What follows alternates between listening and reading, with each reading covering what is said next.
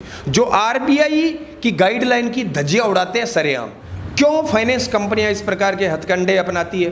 क्यों जानबूझकर ग्राहक का वित्तीय रिकॉर्ड है वो खराब किया जाता है?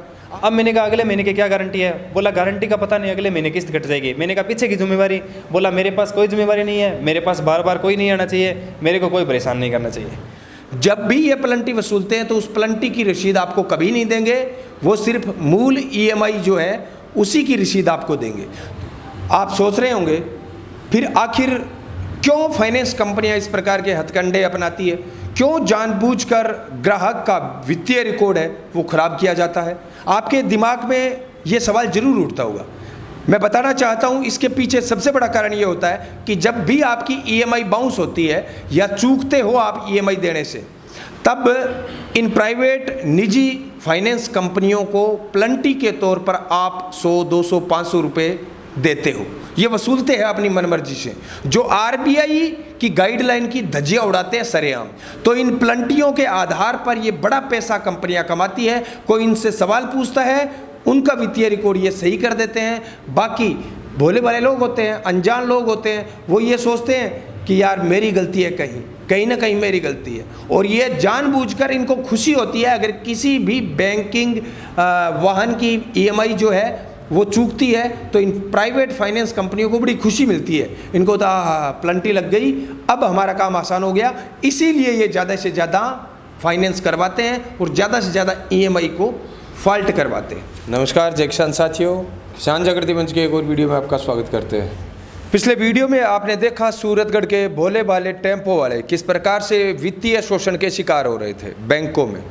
वित्तीय शोषण ये शब्द आपको बड़ा अजीब लग रहा होगा।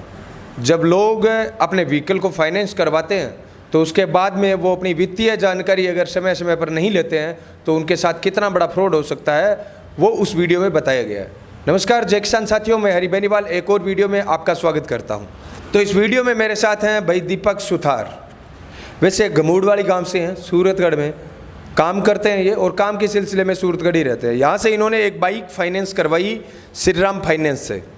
उस वीडियो को देखकर ये मेरे पास आए हैं और इस वीडियो को देखकर भी बहुत सारे साथी मेरे पास आएंगे। भाई दीपक सुथार ने हमसे संपर्क किया कि मैंने यहाँ से एक बाइक फाइनेंस करवाई श्रीराम फाइनेंस से, और बाइक फाइनेंस करवाने के बाद में इनके बैंक में सफिशिएंट बैलेंस होने के बावजूद इनकी किस्तें नहीं कट रही थी, जिसके कारण इन्होंने फाइनेंस करवाया तो था अपने बैंकिंग रिकॉर्ड को बेहतर करने के लिए, लेकिन फाइनेंस कंपनी की एक छोटी सी लापरवाही के कारण इनका बैंकिंग रिकॉर्ड है वो ध्वस्त हो गया।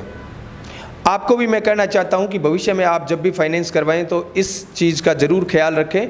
और इस वीडियो के माध्यम से श्रीराम फाइनेंस कंपनी जैसी सभी फाइनेंस कंपनियों से हम कहना चाहते हैं कि जब भी आप किसी व्हीकल को फाइनेंस करें तो फाइनेंस करने से पहले इन छोटी छोटी बारीकियों को आपको ध्यान में रखना चाहिए कि आपकी छोटी सी लापरवाही के कारण या आपके कर्मचारी की छोटी सी लापरवाही के कारण किसी ग्राहक का वित्तीय रिकॉर्ड है वो ख़राब ना हो। भाई दीपक सुथार बाकी खुद बताएंगे, लेकिन ब्रीफ मैं बता देता हूँ कि इन्होंने जब फाइनेंस करवाया मोटरसाइकिल, पहली किस्त इनके अकाउंट से कटती है, लेकिन उसके बाद में ईसीएस के माध्यम से जो किस्तें कटनी चाहिए थी वो नहीं कट रही थी इनके साइन मिसमैच के कारण। कंपनी जो फाइनेंस कंपनी है उसने जब फाइनेंस किया उस टाइम क्या है, आपका सिग्नेचर जो बैंक में सिग्नेचर है वो मैच किया जाता है ईसीएस के लिए, इलेक्ट्रॉनिक ट्रांसफ़र सिस्टम के लिए। तो वो लापरवाही उन्होंने बरती, वो क्लियर नहीं किया उन्होंने। अगर वो तब कर लिया होता तो बाद में टाइम टू टाइम इनके खाते से ईएमआई कटती रहती। आप चाहे श्रीराम फाइनेंस कंपनी के कर्मचारी की लापरवाही मानो या फिर बैंक की लापरवाही मानो, भुगतना भाई दीपक सुथार को पड़ रहा है। इनका बैंकिंग रिकॉर्ड है वो ख़राब हो चुका है और अब भी वो दर दर भटकने को मोहताज है।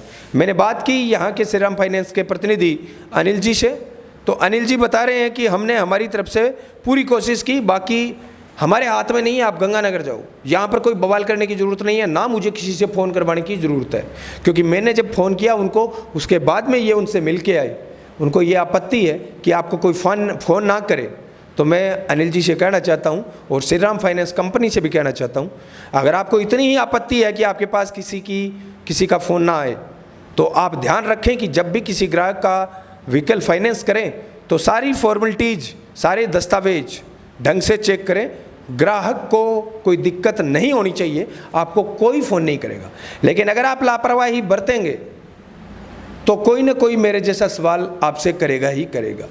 अब मैं पूरी बात भाई दीपक सुथार से करूंगा, ये बताएंगे खुद की पीड़ा कि देखिए किस प्रकार से बैंक बैलेंस मेंटेन होने के बावजूद इनका वित्तीय रिकॉर्ड खराब हुआ।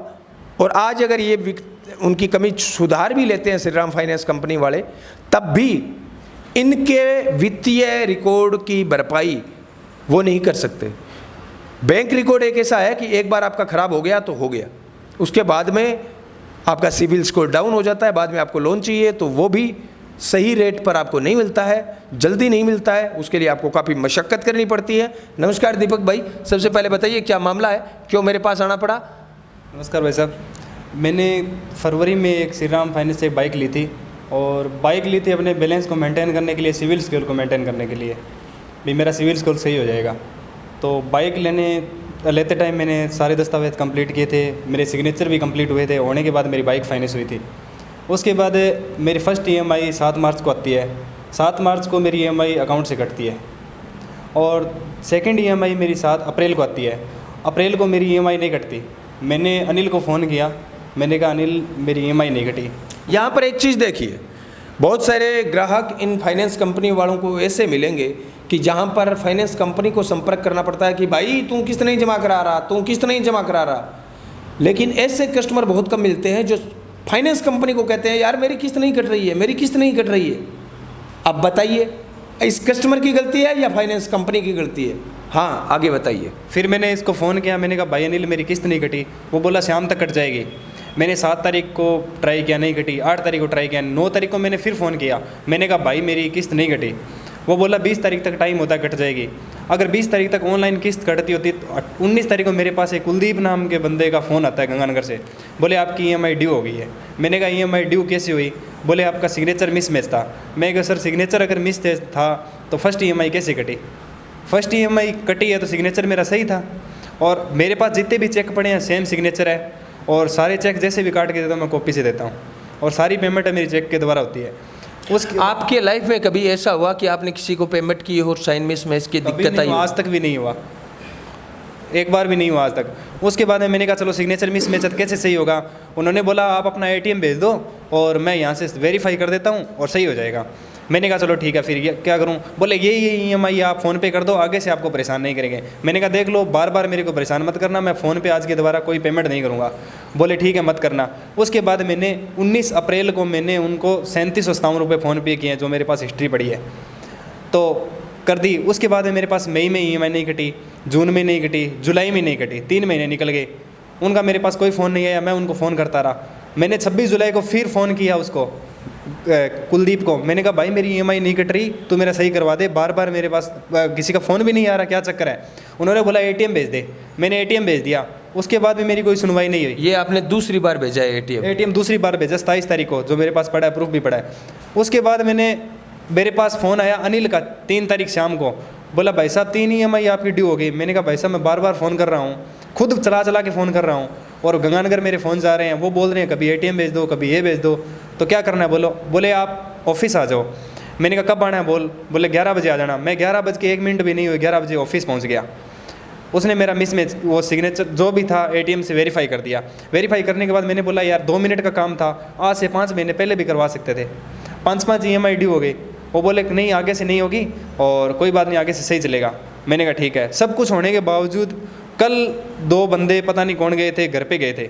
रेजनेस मेरा सूरतगढ़ है, बाइक मेरी सूरतगढ़ से ली है, टोटल मेरा सूरतगढ़ यूनिफॉर्म है। नंबर आपका शुरू था यहाँ नंबर में? कभी ऐसा हुआ कि फ़ोन किया और आपने उठाया नहीं? एक बार भी फ़ोन नहीं आया मेरे पास। जब भी कुलदीप का फ़ोन आया है मैंने उसका फ़ोन उठाया है। उसने ये बोला भी यार आपकी EMI ड्यू हो गई। मैंने कहा भाई साहब मेरी जो भी है सिस्टम है वो सही करवा, और कोई बात नहीं आगे से। हर महीने यही बोलता था फ़ोन पे कर दो, आगे से सही हो जाएगा। 500 रुपये प्लंटी भी कर दो साथ में, हर महीने 500 रुपये प्लंटी। अब ये थोड़ी था बार बार प्लंटी। ये 500 रुपये प्लंटी ग्राहक क्यों दें जब कंपनी की गलती है, फाइनेंस कंपनी की गलती है? आप साइन मिसमैच की दिक्कत को दूर अब हो गई? अभी मैं गया, मैंने कहा यार मेरे साइन मिसमैच अभी क्या जिम्मेवारी है? पीछे भी देने की है। अनिल बोला कि मेरी कोई जिम्मेवारी नहीं है। मैंने कहा फाइल तेने बनाई है भाई, जो फाइल बनाता है उस पर्सन की जिम्मेवारी होती है। फाइल उसने बनाई, 5 महीने तक मैं भटकता रहा हूँ, मेरी पलंटियाँ लग रही है। आज वो बोल रहा है अगले महीने से ही हो जाएगा, मतलब हर महीने ये बोलता है अगले महीने से ही हो जाएगा। अब मैंने कहा अगले महीने की क्या गारंटी है? बोला गारंटी का पता नहीं, अगले महीने किस्त कट जाएगी। मैंने कहा पीछे की जिम्मेवारी? बोला मेरे पास कोई जिम्मेवारी नहीं है, मेरे पास बार बार कोई नहीं आना चाहिए, मेरे को कोई परेशान नहीं करना चाहिए। मैंने कहा यार परेशान क्या ना करें, पीछे वाली। फिर मैंने उनके जो भी मैनेजर था उनसे बात की। मैंने कहा भाई साहब क्या करना है पीछे का मेंटेन? बोला पीछे आप किस्त भरो। मैंने कहा पीछे की सिविल की जिम्मेवारी कौन लेगा? बोला सिविल से ही होगा। मैंने कहा आप लिखित में दे दो, सिविल से ही हो जाएगा मेरा, मैं किस्त भर देता हूँ, पीछे की जो भी 3-4 EMI है मैं एंड टू एंड पेमेंट कर देता हूँ, कोई दिक्कत नहीं है, पीछे हो गया। बोले नहीं लिखित में नहीं दे सकते। फिर दोबारा मैंने उनको फ़ोन किया, बोले आप मेरे को बार बार फ़ोन मत करो, मैं मर्ग में आया हुआ हूँ। ठीक है, तो ये है पूरा मामला। अब मैं सारे भाइयों को इस वीडियो के माध्यम से संदेश देना चाहता हूँ, एक तो आप जब भी फाइनेंस करवाएं तो इन बारीकियों को, टर्म्स एंड कंडीशन जो छोटी छोटी पेज के लास्ट में लिखी हुई थे उनको ज़रूर पढ़ें। दूसरा, फाइनेंस कंपनियों के इस जाल से बचने के लिए आप ज़्यादा से ज़्यादा कोशिश करें सरकारी बैंक से फाइनेंस करवाएं। कई बार ऐसा होता है कि सरकारी बैंक फाइनेंस करते नहीं, तब हमें प्राइवेट कंपनियों की तरफ भागना पड़ता है। आपको पहला प्रयास सरकारी बैंक में करना चाहिए, नहीं होता है तो आप प्राइवेट कंपनी में जाइए। लेकिन प्राइवेट कंपनी में जाते हैं तब भी आप श्योर करें अपने आप को कि आपके दस्तावेज आपने जो दिए हैं वो सही है या नहीं है।